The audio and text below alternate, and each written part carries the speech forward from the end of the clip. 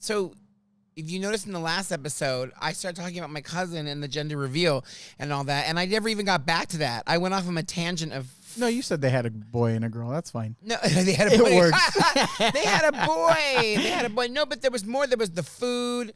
There was the chili beans. I do all of that? Yeah, he did the food and the chili beans. I did all of that? Yeah. I want to just make sure that the recap, my recap in my head, because I'm old now. I'm trying to think, all right, well, shit. If that's the case, welcome back to day 2 of Do It Like Danny. I'm going to tell a million stories, and maybe one will hit home, and you'll be like, wow, that happened to me. And it's not about me. Well, it is. Television is a very, very crazy beast. I learned so much at Tyra. This is real emotion. This is something that I experienced. I want the world to see what I have always seen, and that is the love that you have for just being yourself. I love this person who knows who he is, who can make people laugh. I think the script I gave you was a little bit different, but I'll take that. Okay. Sorry. I'm drinking at work because it's my show. I drink on my show. Hey, everybody. Welcome back. I'm sure you're so excited to listen to more of my crazy, insane stories. As some people say, keep it to yourself, but why? Welcome back, Cousin Louie. Welcome back, my friend Jorge here on my days. And me, Do It Like Danny. And so thank you. As you can see, we're back again in our lovely compound. So beautiful. A beautiful day. Hopefully no more helicopters. Santa Barbara. Or Santa Barbara. And Angela, we again, day 2, we hope thoughts and prayers. We hope that you received our big bouquet of 2 dozen roses, 3 dozen lilies. If you didn't, well, someone did. Someone Thoughts and prayers. And with that being said, welcome back, Damon. He's back today. Today's Thursday, so he'll be back. So I don't know if he even listens. He doesn't care. Yeah, he probably doesn't. Fuck that guy. But hello to all my friends and family. Hello. So now we're just going to get right into it. The story that you've been waiting for. Is it more Uber? No. Just kidding. So if I remember correctly, I had just begun to detail my process of becoming an IHSS worker. Mm-hmm. And I had to do this orientation. So as a recap, if this is your first episode and you don't know what I'm talking about, you need to go back and watch the other episodes. But in a nutshell, really quickly, I decided to take a turn into the healthcare field because I'm, changing it up a little bit.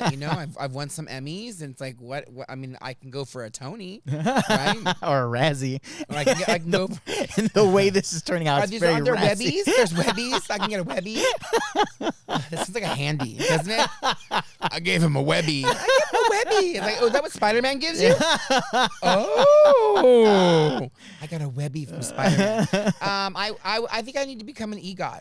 Oh, what's that? That's an Emmy, a Grammy, an Oscar, and a Tony. And we got to get you singing and dancing then if you want that. Well, no, Grammy. the comedy. I can do a comedy album. Oh, that's true. And then, that's what Kathy Griffin did to get nominated for a Grammy. And then Oscar, I have to make a commercial. I'll be fine. Just one?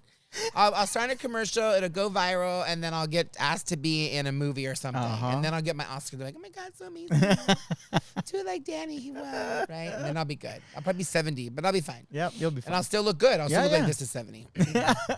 So, and I'll still sound like this too. Anyway, so I decided to take a little side career into the healthcare field. And I thought, okay, what a great opportunity. This is kind of fun. Listen, I'll do anything. I'm not like, nothing is beneath me. I'm not like, I need to be this in 5 years. We don't know what lies ahead. No. So if you always say no, then you do know what lies ahead. It's a very narrow road. Mm-hmm. So I try not to say no anymore to a lot of different things. So that I can keep my mind open and then I can experience and have more stories for you. And boy, is this a doozy. So I had, kind of like auditioned or tried out one of my clients back in December. It worked out. She, told me what it entailed, this pipe dream, if you will. No, I was kidding. We'll get to that also, too. But, it seemed like it would work out with my schedule. All of the flags at the time seemed green. Yeah. They've changed colors since then. but we're not even there yet. So everything seemed like it was kind of like working up and up and up and up, right? However, on my end, I was required to, go get live scanned, which is fingerprinting. Yes. I don't know why the county doesn't want to say fingerprinting. They pay people to rebrand stupid things, right? Unalive is no longer dead. Whatever, you're dead. And so there was the fingerprinting, there was the orientation, and the background check, which don't seem like major things. I've gotten background checks before. Meh, no big deal. I'm good. The felonies dropped off years ago anyway. So, I made the appointment to go to the orientation. I did this back in at the end of January. Yeah. I was still laid up. Yeah, we're in June. At the end of January, I chose to go to take my orientation or experience it over at the Burbank location, which is basically hell on earth. And so on that day, I woke up. I was like, hey, I'll drive a little bit. Did I have my client? I can't remember. I had my client, and I took her to work, and then I went to orientation. Okay. So orientation was from 1 to 3 or whatever it was, right? And so you show up, and so you give your stuff. Well, nowhere in the paperwork I'm sorry, I'm jumping ahead. I walk in, I go through their version of security, which is a joke. This poor little man who's on his phone the entire time. I mean, you could sneak anything. I could snuck in a machete, and he's like, "You're good." So I go and I tell her I'm there for orientation. She takes my social my ID, and then she says to me, she goes, "Where's your social security card?" And I was like, "Fuck, I don't have it." I don't just drive. Who drives around with their yeah? social Who security has card? it on them? And I go, it doesn't say on here that you needed your social security card. It says that you will have to have your social security number, but nowhere in the paperwork did it say that you must have your physical card presence, right? And in this day and age, details are important. Yes. It just said you'll be required to provide your social security number, and it did say a physical ID. Yeah. But it didn't say physical social security, right? So whatever. So how'd you go around that? So I had to go back home and get it and come back. Which is fine because that's Burbank and then over to, that's not too far. Santa Barbara. And then I went back to Burbank. So I just hope, so already at this point I'm like, this is how it's starting. You could already feel it, huh? I already feel it. Because, again, details are so important when it comes to, especially when it comes to a guideline. Yeah, but it's the government. How the government We'll get more works. into that. Yeah, we'll get more into that in a second. So, as I get more comfortable. So I come back, I give her my information. She photocopies it, and I noticed that she made a mistake with the first photocopy. She made it too big, and it was my social and my ID on one piece of paper. Mm-hmm. And I watched as she took the piece of paper and she threw it into the nearest waste bin. How'd that make you feel? Oh, I waited until she left. I went to the waste bin and I pulled it out and I fucking shredded it. I was like, what is going on here? And it wasn't like it was it was big. Yeah. Anybody ID could have had it. and social security number. So I'm like, what is going on here? So this should have given the precursor to me the level of, I'm going to say education because I'm assuming they're all educated. I The don't know level about of that. professionalism. Yes, There you go. It's The level of professionalism that I was about to endure. Also, that's red flag number 2, by the way. Oh my God, I was already up to 100 at that point. So we go into this room and they funnel us all in, and it's like classroom style, and there's like a stack of papers, and people begin filling them out. There was no instructions, like fill this out, whatever. I had my own pen. People were like, do you have a pen? I was already prepared. I had my Just own pen. like in school. Yeah, I had everything ready to go. And so we were about to watch a 45-minute instructional 45 video. minutes? 45 minutes, right? So the paperwork is there. And this is training, right? This is the orientation. Orientation, excuse me. And so, we begin to fill everything out and whatever, what have you. And the lady comes in, she introduces herself, and she says, okay, you're about to watch a 45-minute instructional video. If you have any questions after, I'm more than happy to stay and answer any questions that you have. Yeah. However, please make sure that you watch the video. It is full of information that you're going to need later, right? And if you fall asleep, I'm going to have to reschedule you to come back, right? Right? I'm like, oh, this is like serious, right? This is so serious. So serious. So we're watching the video, and it's like, thank you for choosing to become. First of all, it's like a VHS. I was just gonna ask what year was it? It was a VHS. It was very old, this video, because like the lines are going back and forth on the screen, right? And it's like everyone's so happy. They're like, yeah, it was bad. And so whatever, I'm just watching it, and I'm looking at some of the paperwork, and it's like, thank you for choosing. You are crucial in today's society. All this bullshit, right? And so I'm watching, and so like we're not even like maybe 10 minutes into this, and I hear it. No way. So it's pretty fucking loud. Yeah. And so the teacher, she finally hears it, and I didn't want to like I didn't want to be like That one. So I was kind of like just moving my eyes around the room, like, who is it? I'm like trying to look. I'm trying to like, trying to comb my hair, like, look at my pen, see who it is, right? And it was this lady in my row, but that's why I couldn't see her, and she was at the end, and she was there to recertify. So she had done this before, and she was there to do it again. She narcoleptic or what? She was tired, apparently. She was tired. So the teacher goes over, or the whatever. Yeah, the instructor. The instructor goes over to her and says, ma'am, you have to wake up. Ma'am, she had to like, right, so she wakes up. And she's like, oh, I'm so sorry, right? And she's, if I catch you again, you're going to have to be rescheduled and you're going to be out, right? So she got a warning, and that was fair. I would have given her 1 star at that point. You would have thrown her ass out. Come back tomorrow. 1 star, yeah, get out. Order another cat. So we watched this video, and I'm writing down certain key points. And in the video, they say, these are the things that you are supposed to do. These are the light duty things. Light cleaning, light cooking, nothing heavy, no moving of equipment, no moving of furniture, like they give you like a whole guideline, because older people also do this too, not just younger people. Yeah. And then, you may be required when it comes to, what is happening today? It's just like, you never get this many planes. Oh, it's Memorial Day. It's Ellen. So the instructor came over and shook her, and she was like,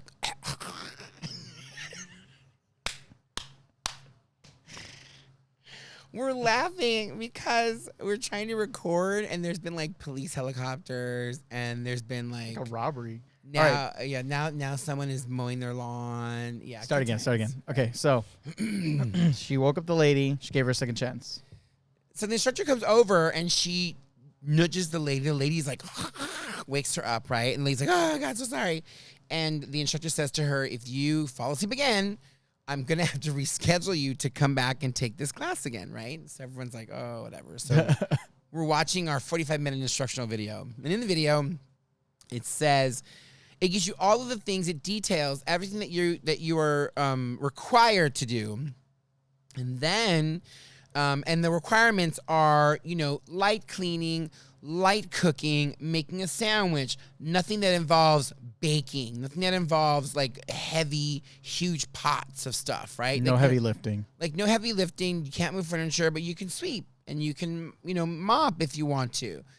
Then they're very specific, and they say anything outside of these guidelines, you have to negotiate a fee with your client. Oh, wow. Yeah, right? So I'm like, okay, that's interesting. So that's something you didn't know. I didn't know that, but let's put a pin in that for a hot second. We're coming back. So my client, when I first signed up, gets allotted so many hours. And the reality is we don't always use those hours. So in my mind, I thought the hours were lost. However, you still claim them. That's what I was told to do, right? Cheating the system. Yeah, that's what I was told to do because there are extra things that I do for her. Well, there's a lot of extra things that are not on the requirement list that I do for her versus what I don't do. Because when I got into this, my client complained a lot about her first person, saying that she didn't do a lot of those things. But now that I'm in it, I realize my client don't have enough hours. You got to pay, like, you know what I mean? Like, there's a lot. I'm jumping ahead. I do that a lot. I'm so sorry. Back to the instructional video. So the instructional video, again, goes over what you can and cannot do. And then anything above and beyond that. And they're specific. If you have to walk the dog, if you have to take your client to the, doctor's emergencies, anything above and beyond that scope, you have to negotiate a rate. They have to pay you extra. Yeah. All the county is required to pay you for is you going there. They don't even pay for mileage. Because in their mind, these caretakers, they don't go anywhere. My client goes a lot Everywhere, of different places. That's weird that they don't. They don't cover mileage because, again, they're under the guise that when you go to caretake, you're taking care of the individual at their home. And they never leave. You're there to do light duties, do whatever, 3 or 4 hours a day, and so on, depending on how many hours. Some people had like 200 hours. My client only has a 99. Okay. And so above and beyond that, if you're going to do these extra things, you have to, again, negotiate a rate, which I didn't know. Yeah. So they go to list all the things that you're not supposed to do. And I'm like, oh, fuck, I do all of that. I was just going to ask you do all of that? I do all of that. I walk the dog. I do this. We're going here. I help set the office up. There's all these extra things that I do, right? So in my mind, by her telling me to collect all the hours, I'm like, well, that'll make up for it. But it doesn't. Yeah. But we'll talk about it more later. So I'm back in the instructional video. We're watching it. The teacher's going through everything. Well, it ends, and I have a ton of questions. A myriad of questions. But I wanted to wait. I wanted to see because if anybody else was going to ask questions first, because I wanted to see what they were going to ask, right? So thus began the process of people asking their questions about this, about that, returning, I'm this, I'm that. So finally, she says, is there any more questions to ask? And I said, well, I have a question. So what should I charge my client? I said, I don't know what to charge my client. She said, what do you mean? I go, well, everything you said that we're not supposed to do, I do. I do all of that. You're the only one. And I go, and my client told me to collect all the hours because, of course, I'm a dumbass sometimes. And sometimes I'm too truthful, to which she says to me, you're not allowed to do that. You can only collect for the hours that you worked. And I'm like, okay, great. But here's the interesting part. Okay. This is where it gets this gray area. So because it's a monthly thing, I have to divide up the hours each week. Okay. Right? On my own. They don't, so because you could work 20 hours one week and maybe 5 the next or 3 and so on and so forth. It changes or it can change. In this instance, my client, it's 6 days a week. Yeah. It's 12 times I have the opportunity to see her. Sometimes we don't work. I don't do, maybe I'll miss an afternoon or I'll miss the evening or she'll go somewhere. It'll change, right? But for the most part, and then she splits her time. So I have her in the morning and then I have to come back and get her in the afternoon, evening. Okay. And, I agreed to it, but I didn't realize. So again, going back to the instructor and I began to ask the instructor and I said, so I walk the dog. She goes, well, you should go online. She goes, and you should look and see how much it would cost to get a dog walker to walk her dog twice a day, 6 days a week. Wow. Right? So now it's like you're working a different job, technically. Technically, right? Yeah. So I looked it up, right? And I'm like, by the way, this only pays $18 an hour. Now with taxes, it's like, I think it's like $14 and whatever some cents, right? Yeah. This isn't like my retirement. This was just to kind of like fill in my time, right? Help out, yeah. Help out and do whatever. Make a little extra cash. Make I a get little it. extra cash, pay an extra bill, so on and so forth. This was not meant to, get me to Barcelona for a week, right? But again, the way it was presented to me as if I was going to be making at least breaking even. Yeah. Well, we'll go back to that. So I looked that up. I didn't look up that then, but I looked up later, but we'll talk because that's a whole other episode on its own. So then I said to her, well, I also I put like over 200 miles a week on my car. So then you have to tell your client to pay for the gas. So now that's another thing I've researched, right? Okay. And I actually drive more for her sometimes You do for than I Uber? do for Uber. And I make more money on Uber. Yeah. I mean, there's days where I'll drive 40 miles and make $150. Wow. Because you're just either surging or you're going short distances and tips You can and just so pick on and it so up forth. real quick, You yeah. just boom, right? But I was like, what the hell? So, but I wanted to give it an opportunity and chance because I'd never done this before, and in my mind, I figured, well, if I really like it, maybe I can have other clients too. Yeah. Plus, you're learning. You just want to figure it out. I wanted to figure it out, and I didn't want to throw in the towel and quit on her because I what. Are you sure? Yeah, because honestly, because she's a mutual friend of all of our friends, and I didn't want to, I wanted to give it a chance. Yeah. I wanted to see. I'm that person where like I'm very, passionate. I'm not the kind of person. I don't have that wonderful talent that my sisters have, where if they look at a situation that they're in and they're like, "This isn't working for me." Yeah, Rachel, she's like, "This isn't working for me. I'm gonna quit." And we were led to believe that quitting is a negative thing. Yes. And in this day and age, it's not anymore. Yes. It's not negative to quit. It's a negative is you are saving yourself from further turmoil. I haven't been able to reprogram myself like that. Well, because we were born that if you work hard, you're miserable. But at the end of it, it'll pay off. However, that kind of lifestyle doesn't exist, as you pointed out. It's not part of the American system anymore. They'll actually, in fact, they'll let you go because you're getting paid too much. Yes. So explain how that's good for anybody to do that. Yeah. And it's funny how, you have to give a 2-week notice, but they can just fire you on the spot. Absolutely. Go figure. Mm-hmm. So, my client has been doing this for years. Yeah. She's set in her ways. I wasn't going to try to change her, but I also need to protect myself, right? So I did a little research and I tried to figure out, but anyway, back to the orientation. So then I began to ask more questions. Well, wait a second, because then I take her to work and we set her office up, and then the lady looks at me and says, "She works?" You're like, and I went, "Oops." Yeah, she's a volunteer. Like I didn't know what to say, right? Like I'm like, so you're lying for her. I'm now? like, I didn't know what to say because I didn't want her to so I didn't know at this point was I going to get investigated? You know what I mean? Like all the things coming out of my mouth. I didn't want to get her in trouble too. I don't know if they know she works or not. Like, listen, people exploit the system all the time. Oh yeah. You got to live. You got to that's the American way. Absolutely. You have to figure your life out, right? We're founded on screwing everybody else. Pretty much. And so, I said, but I help her set the office up, and I do this, and I fill the water, and I and I water plants and this, and she's like, okay.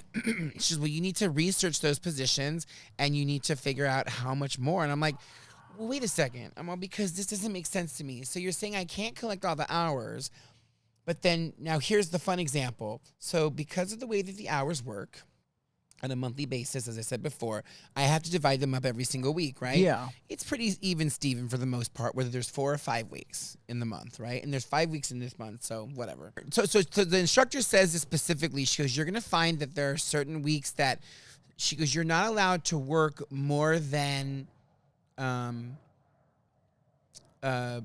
like 50 hours, 40 hours. Whatever the hours per month, right? But if you work more hours one month and you work less hours the next month, you can claim those hours on the next month. That's weird. Okay, thank you. That doesn't make any sense. Exactly, right?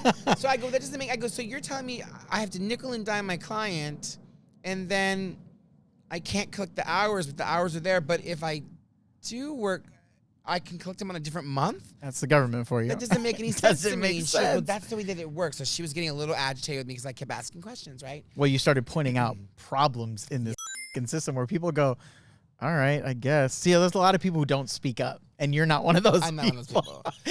So then she says the number one thing that'll haunt me until the day that I die. Which is? If you have any further questions, you can call the hotline. Oh, no. So let me ask you, did you put a stop to that right away? And you're like, I still have questions. Well, here's the thing. I said to her, the hotline, I go, the one that I've been calling? I go, this number? The one I pulled up? The one that I call and nobody ever answers? Yeah. And then when I said that, I triggered the room. Because all of a sudden they go, yeah, nobody ever answers. So the pitchforks came out. Hold on. So I'm like, oh, right? I feel the tension energy. I'm like, oh, I'm going to ride this wave. And I said, that doesn't make any sense to me. You're here now. Why are you pushing me out to a hotline that nobody ever answers? Oh. I go, we're online for like 2 or 3 hours. I mean, if I charge my client those hours, she'd have no hours. Yeah. because that's how long I called them 32 times since January to get paid and for orientation, for everything, right? It's been a nightmare. Yeah. A total nightmare. And when you call this hotline, which it should not be called the hotline, No. it should be called the dead cold line. Excuse me, because nobody ever answers. And when they do answer, their system is either not working or they can't help you. Yeah. Or they're pre-recorded camera responses. And now I find out upon further digging that they outsource this. We'll talk about that too. How, if only people knew where their taxes went. So now I'm in this room with these people. I feel like that it's turning. Oh, yeah. It's turning. And I just go, So you pulled an Angela. I pulled an Angelo. I pulled an Angelo. I pulled an Angelo. And I said, you're here now. Why can't you answer our questions now? I'm not going to call a hotline. Yeah. Why? She literally kept saying, call the hotline, call the hotline, call the hotline, which I think at the end of the day, every time someone calls the hotline, they get money, thinking that these people are getting help.